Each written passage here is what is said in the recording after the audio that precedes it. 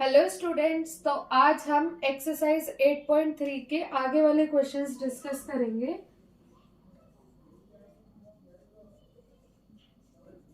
हमने इसमें 3 क्वेश्चन पहले डिस्कस कर लिए थे। आज क्वेश्चन नंबर 4 डिस्कस करेंगे, 4 और 5। 5 ही तो क्वेश्चन है, इसमें 3 हो चुके हैं। 4 नंबर का जो क्वेश्चन है वो है सिंप्लीफाई।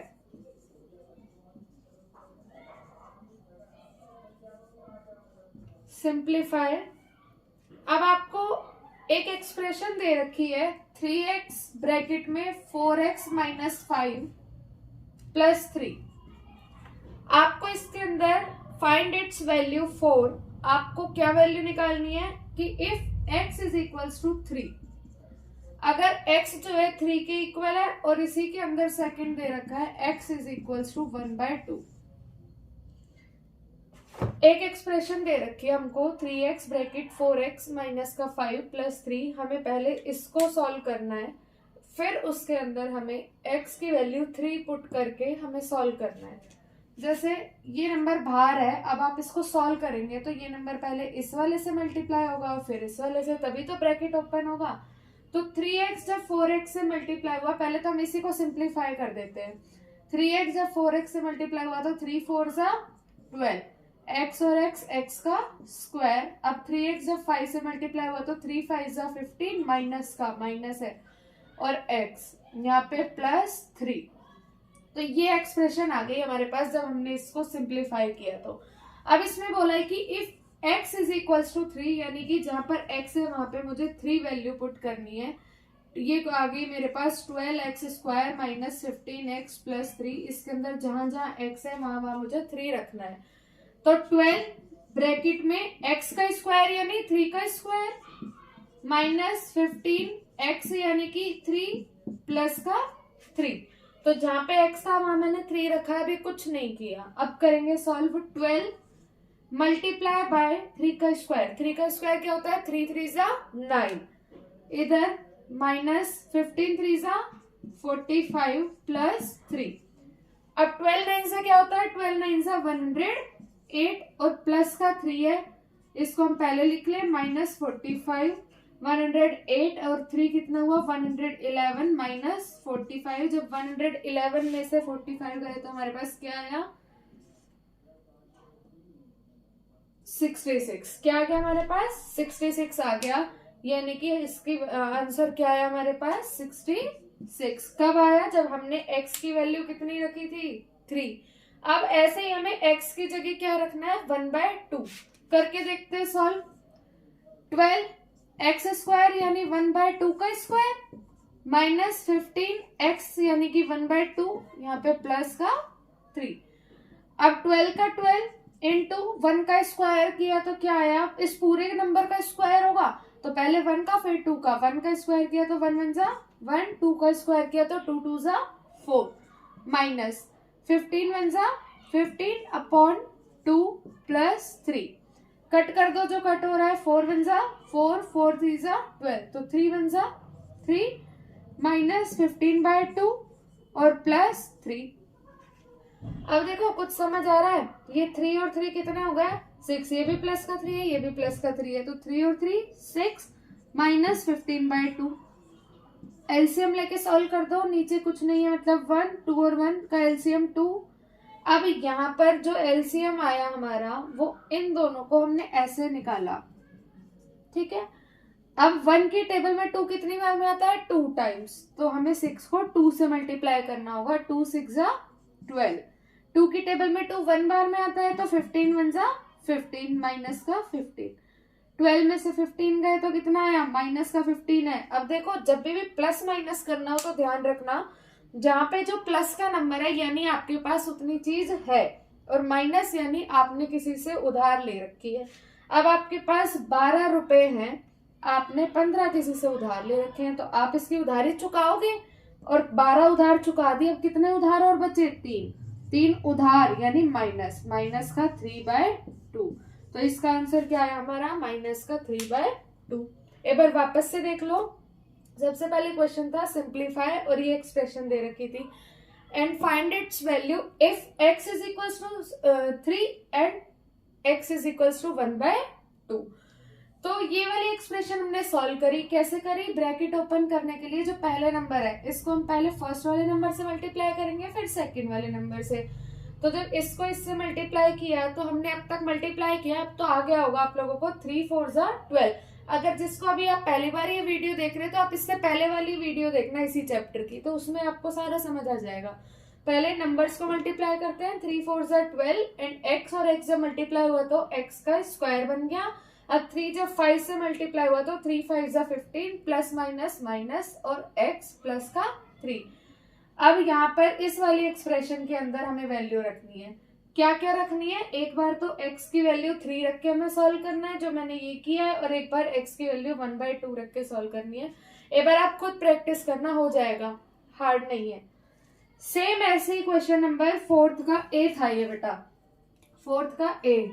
अब आपको 4 का बी जो सॉल्व करना है वो आप करोगे। इसके अंदर भी सेम ऐसे ही एक्सप्रेशन दे रखी है और आपसे वैल्यू पूछी है। 3 क्वेश्चन है जिसके अंदर एक बार दे रखा है ए की वैल्यू पूछी है। जैसे इसमें x की वैल्यू दे रखी थी ना, इसमें a की वैल्यू दे रखी है आपको। a इज इक्वल्स टू 0 रख के फिर आपको सॉल्व करना है, फिर a is equals to 1 and a is equals to -1। इसमें आपको 3 केसेस में सॉल्व करना है। अब क्वेश्चन नंबर 5 पे आ रही हूं मैं। 5 के अंदर 4 है, 2 ऐड और 2 सब्ट्रैक्ट। तो हम एक ऐड और एक सब्ट्रैक्ट मैं करा दूंगी और दूसरे ऐड और दूसरे सब्ट्रैक्ट की प्रैक्टिस आप लोग कर लेना। क्वेश्चन नंबर 5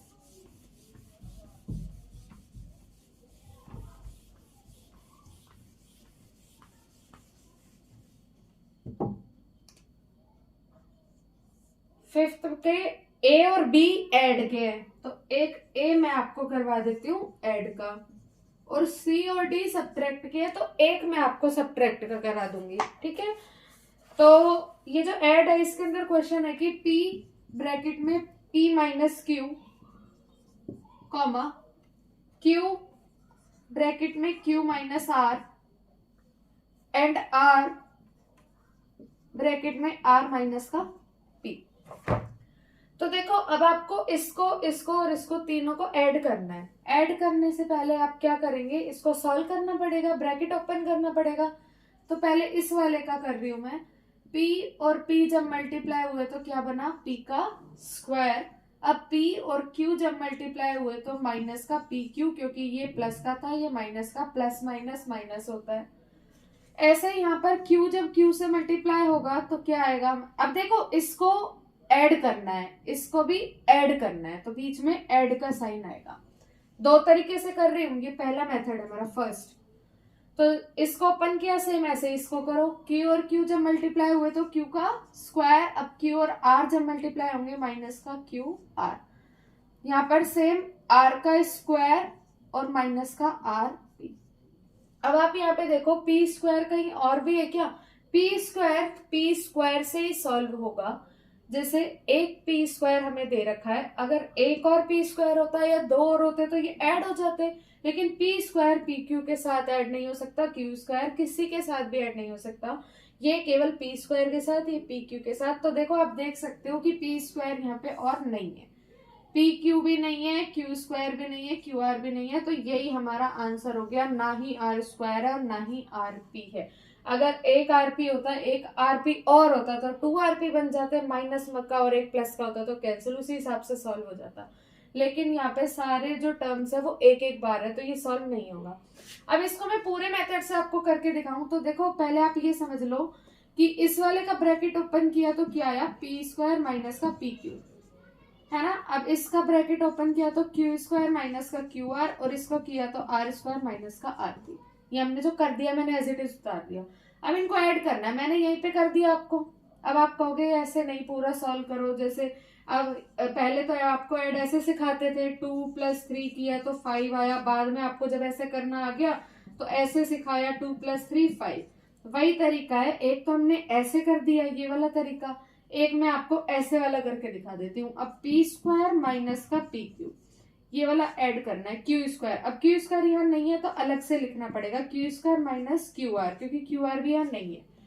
p स्क्वायर के नीचे p स्क्वायर का नंबर लिखते हैं, p क्यू के नीचे p क्यू, ऐसे जो है उसी के नीचे उसका नंबर। r स्क्वायर, अब r स्क्वायर यहाँ पे नहीं है कहीं भी, इसको अलग से इसको उतारो, r square minus R P. देखो यही सारे नंबर आ गए, पी स्क्वायर माइनस का पी क्यू, अब ये प्लस का है तो प्लस का क्यू स्क्वायर माइनस का क्यू आर, ऐसे ही आर स्क्वायर माइनस का आर। ठीक है, तो आपको ये पूरा लिखने की जरूरत नहीं है, डायरेक्ट यहीं पे ऐड कर दो। अगर यहाँ पे सपोज करो एक और आर स्क्वायर होता तो आर स्क्वायर 2r² बन जाता, यही के यही सॉल्व कर दो। चाहे आप ऐसे करोगे तो भी सही माना जाएगा, ऐसे करोगे तो सही है ही। तो ये एक फिफ्थ का ए मैंने करा दिया ऐड का, फिफ्थ का बी आप कर लेना, सेम ऐसे ही होगा। सी मैं आपको करा देती हूँ सब्ट्रैक्ट का, या जो हार्ड है आप बोलो डी तो मैं डी करा देती हूँ। डी थोड़ा बड़ा है, चलो मैं आपको डी करा रही हूँ, तो सी आप लोग कर लेना। ठीक है, फिफ्थ का डी कर लेते हैं पहले, सब्ट्रैक्ट है ये।